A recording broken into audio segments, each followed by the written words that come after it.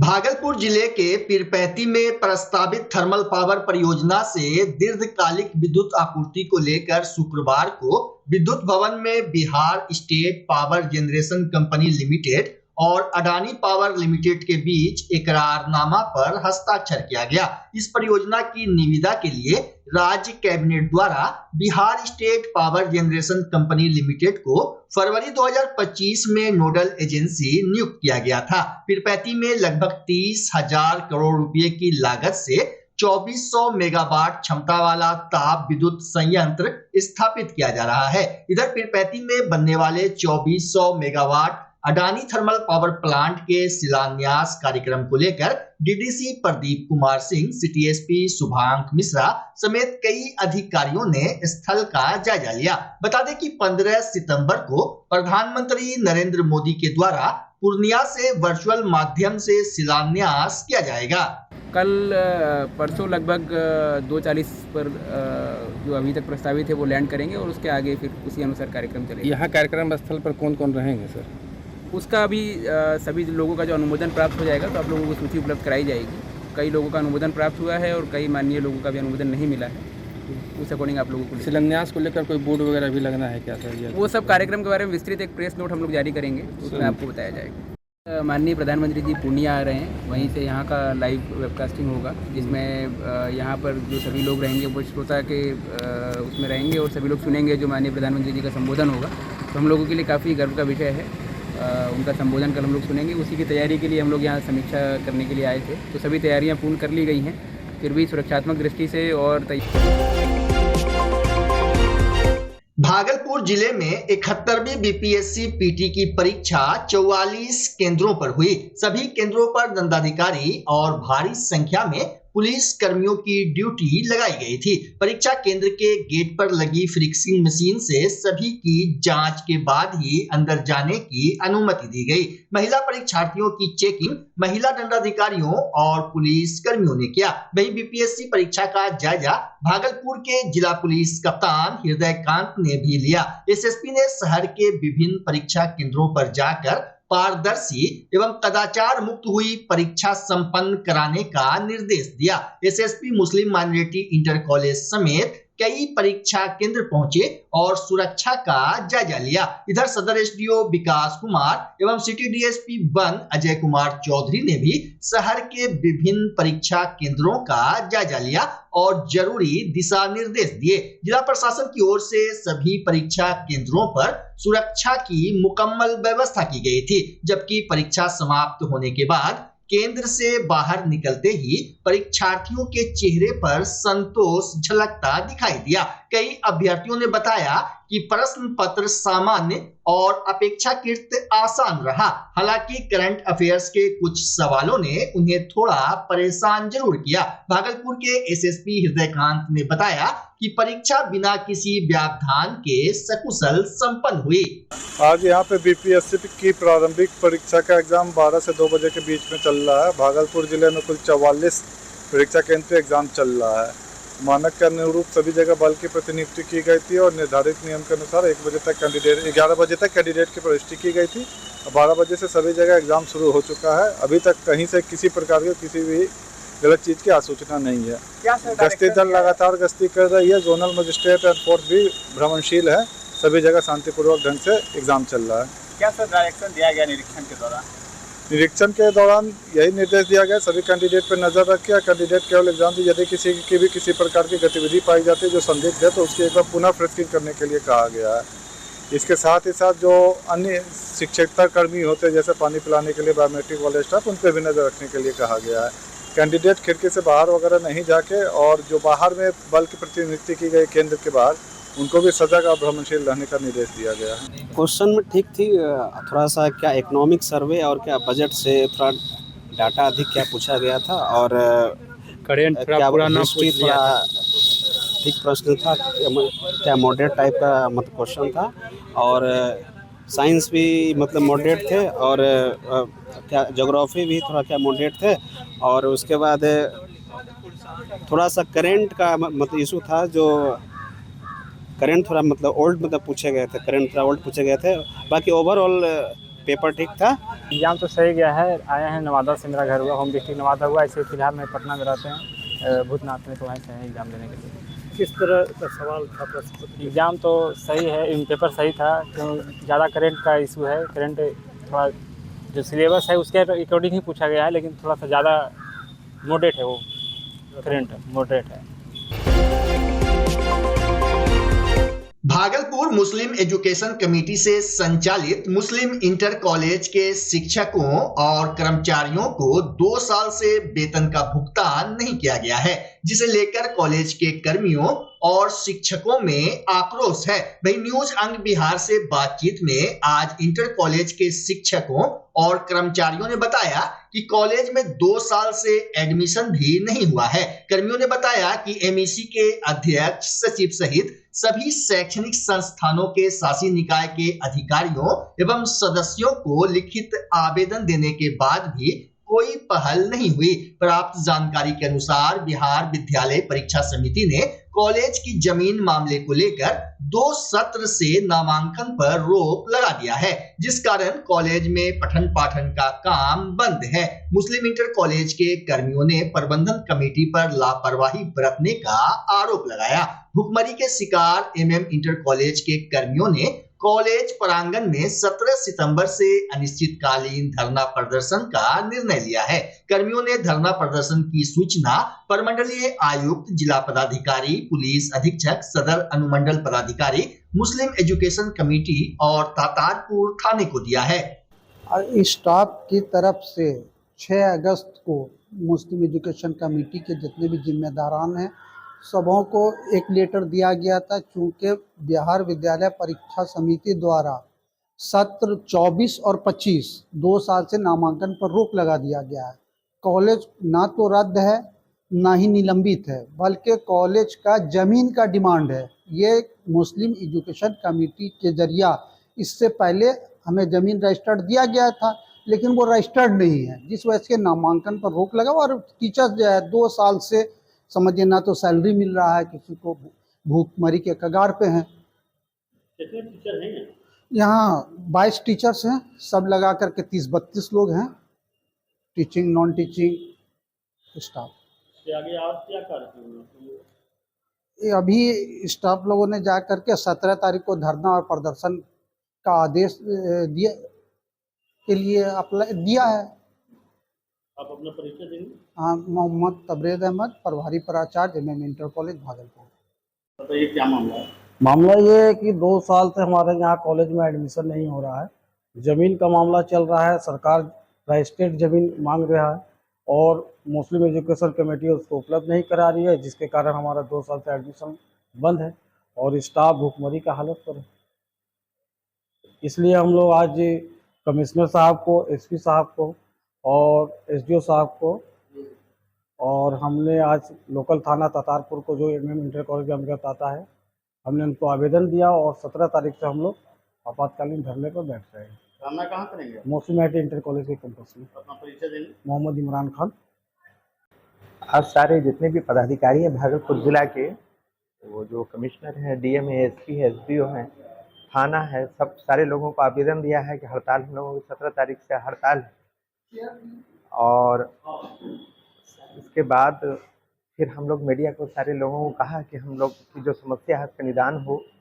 हम लोग की शिकायत कमेटी से है कि कमेटी के लोग जो हम लोगों पर ध्यान नहीं दे रहे हैं। 2 साल से हम लोगों का बहुत बुरा हाल है। जब सारे टीचर, उम्र बढ़ती जा रही है, कॉलेज का कुछ नहीं हुआ, हम लोग की बढ़ती उम्र कहाँ जाए हम लोग। तो इसके लिए हम लोग सोचा कि कॉलेज के जितने भी कमेटी के मेंबरान हैं, जो सीनियर हैं, सदर, सेक्रेटरी जो लोग हैं, वो हम लोगों के बारे में सोचे कि आखिर इन लोगों का फ्यूचर क्या होगा। हम लोग तो अधीन हैं, हम लोग सरकार से डायरेक्ट शिकायत कर नहीं सकते, जैसे कि सरकार के अंडर आता नहीं है। पहले कमेटी, तब फिर सरकार, कमेटी सरकार से मांग करेगी, लेकिन हम तो कमेटी से मांग करेंगे। तो हमारी मांग कमेटी से है, कमेटी और करे और हम लोगों की ज़िंदगी के बारे में सोचे। हम लोग का कॉलेज में 2 साल से हम लोग को पेमेंट नहीं मिला है, इसलिए स्थिति बहुत, एडमिशन 2 साल से मतलब रुका हुआ है, इसके कारण पेमेंट मिल नहीं रहा है हम लोग का। तो इसलिए बहुत दिक्कत है सब टीचर को। सैलरी नहीं मिलेगा तो घर कैसे चलेगा।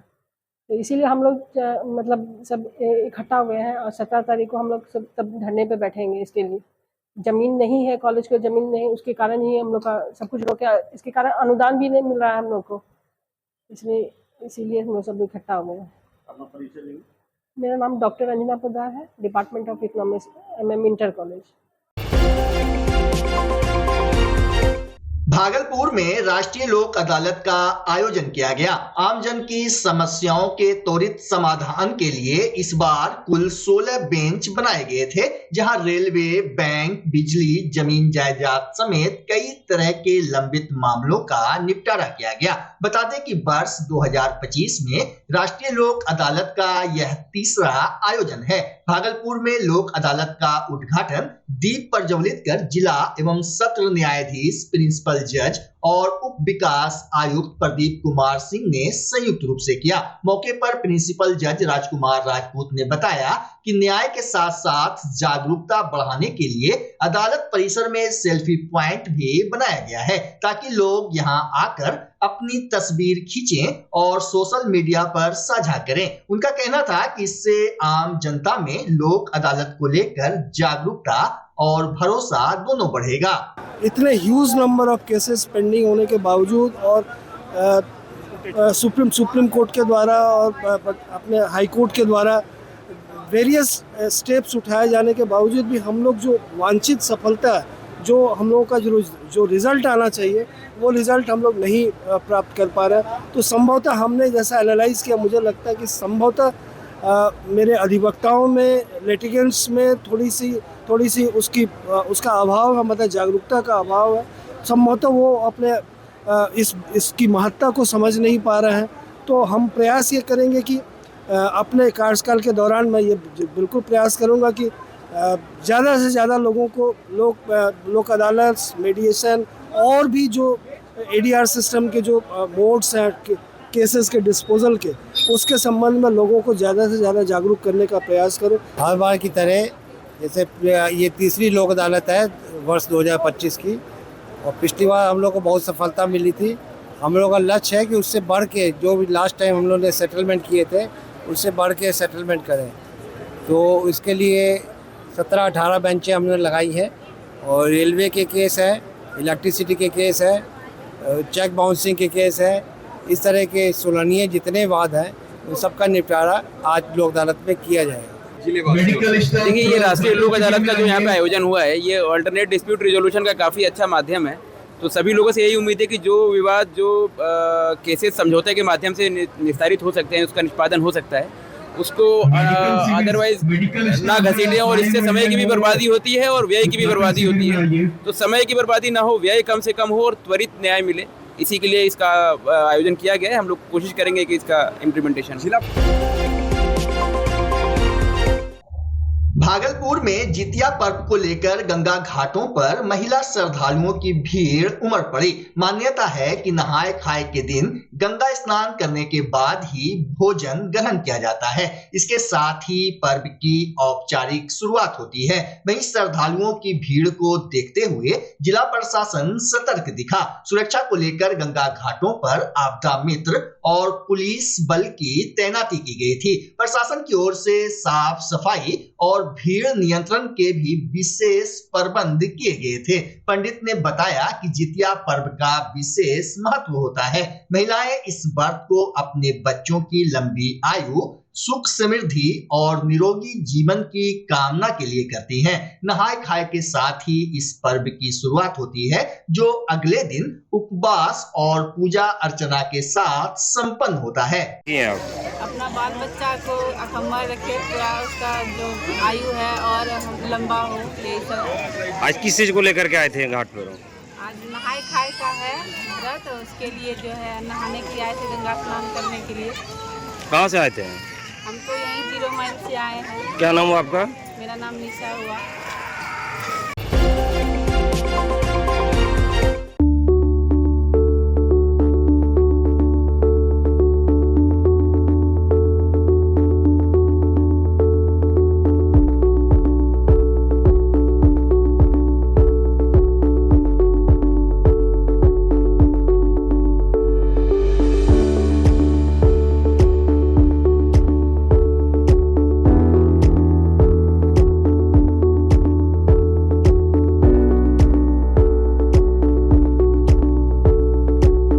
बच्चा जब जन्म लेता है तो कई बार बच्चा तुरंत नहीं रोता है, रोने में देर हो जाता है। ऐसे में बच्चा क्षतिग्रस्त हो जाता है और उसके बचने की संभावना कम हो जाती है।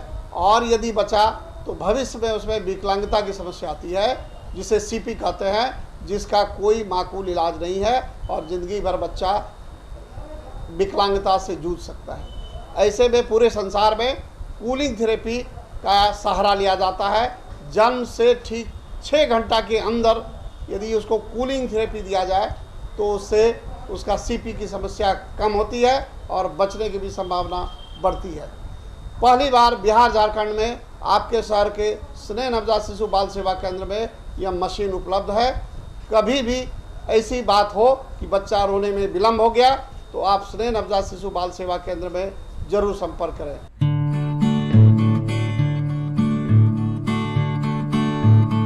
रिंकू एलईडी बल्ब एक बार लाओ और चलाते ही जाओ। हमारे एलईडी बल्ब्स है क्वालिटी में नंबर 1 और एनर्जी एफिशिएंट, जो रखे एनवायरनमेंट और आपके बिजली के बिल दोनों का ख्याल। रिंकू एलईडी बल्ब के साथ एनर्जी बचाओ और बिल घटाओ। ये है पावर सेविंग लाइट जो चले लंबे समय तक और रखे आपके घर को रोशन। हमारे यहाँ एलईडी लाइट्स मिलते हैं एक व्यापक रेंज में, जो आपकी हर जरूरत को पूरा करेगी। लेकिन यही नहीं, हमारे एलईडी लाइट सिर्फ चमकदार नहीं बल्कि एनवायरनमेंट फ्रेंडली भी है। तो आज ही लाओ रिंकू एलईडी बल्ब और पाओ 1 साल की वारंटी का भरोसा। रिंकू एलईडी बल्ब्स, नई जनरेशन के स्मार्ट बल्ब्स। आज ही संपर्क करें 8651063786 या मेल करें rinku.led.bulb@gmail.com। हमारा पता असाननपुर, भागलपुर, बिहार 812002।